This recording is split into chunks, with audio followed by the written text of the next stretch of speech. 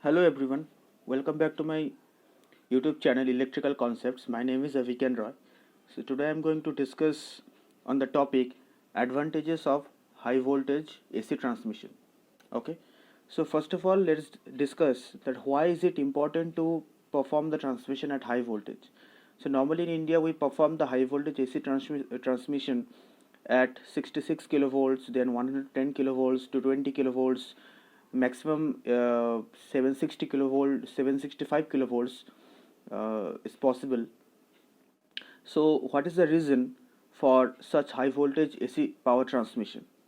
So see the first point, as we know the transformer kVA rating is always fixed for a particular transformer. kVA rating is always fixed on primary and the secondary side, or the high voltage and the low voltage side. All right, so if you increase your voltage, definitely for a fixed kVA your current will be decreased on that side, and if your current is decreased, obviously your I square R loss will be decreased in your transmission line. So that is the reason why we always try to perform the transmission at maximum possible high voltage, just to reduce your I square R loss. But not only that, there are so many advantages of performing high voltage AC transmission.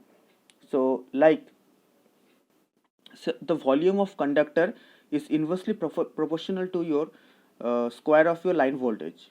All right, so for example, if you increase your line voltage, definitely if you increase your line voltage,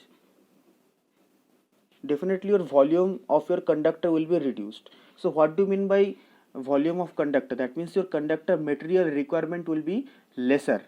Okay, so if your conductor material requirement will be lesser, definitely the weight of the conductor will be less. If weight of the conductor is less, then your cost will be decreased. All right, and if your weight is less, then definitely the sag that takes place in the transmission line, that will be reduced. All right, the supporting structure don't need to be very strong, because your conductor is very lightweight. So it doesn't that structure doesn't need to provide large mechanical strength. So that is the advantage of volume reduction in volume of conductor. Okay, not only that, the moment your volume of conductor is reduced, see here, third point, it is also, the volume of conductor is also inversely proportional to the square of power factor.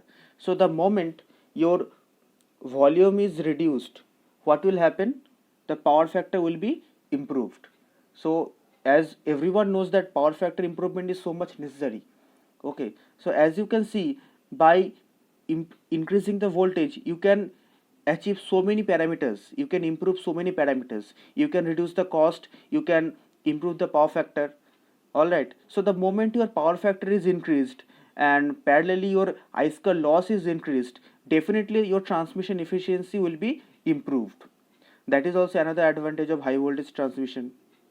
Last but not the least, your line voltage drop is inversely proportional to the line voltage. Okay, so if your voltage is increased, definitely your percentage voltage drop will be decreased. So if your voltage drop is decreased, your regulation will be improved. Okay, so regulation will be improved. I mean, not increased, improved.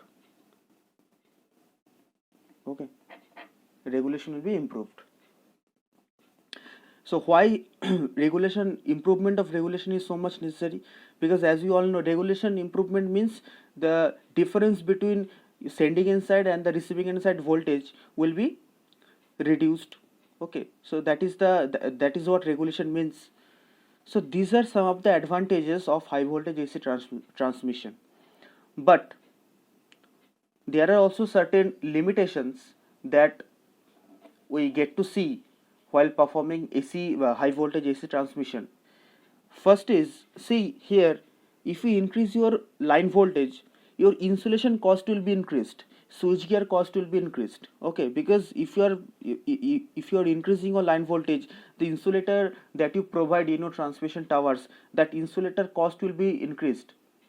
Okay, to avoid the leakage current or to avoid the arc production. All right, the insulators are provided in transmission towers. So if you increase the voltage, then definitely there might be a chance of occurrence of arc, okay, or chance of leakage current. So higher the voltage, better insulation should be provided, so insulation cost will also be increased, switchgear cost will also be increased.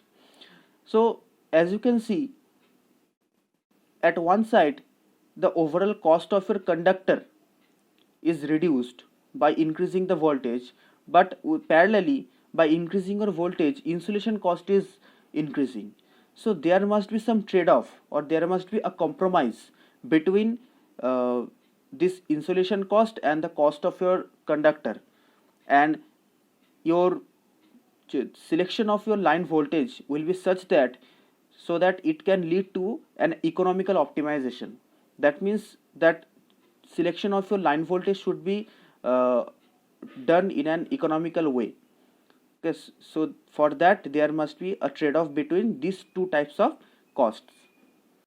So one more thing I actually forgot to mention, that but here AC transmission means both overhead transmission and the underground transmission.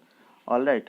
So by insulation cost, what I actually want to mean is, for overhead line we know the transmission conductors don't have any insulation, but the transmission towers have the insulators placed on it. So on that case the insulation means the insulators that are provided on the transmission towers. But in case of overhead lines, conductors are provided with the insulators, the insulation layers are provided which surround the conductors.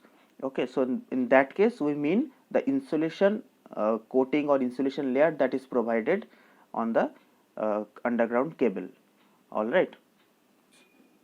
So these are some of the advantages and disadvantages of high voltage AC transmissions.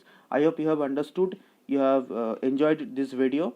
If you have enjoyed it, please like, share, subscribe and comment. Okay, thank you very much for your patience.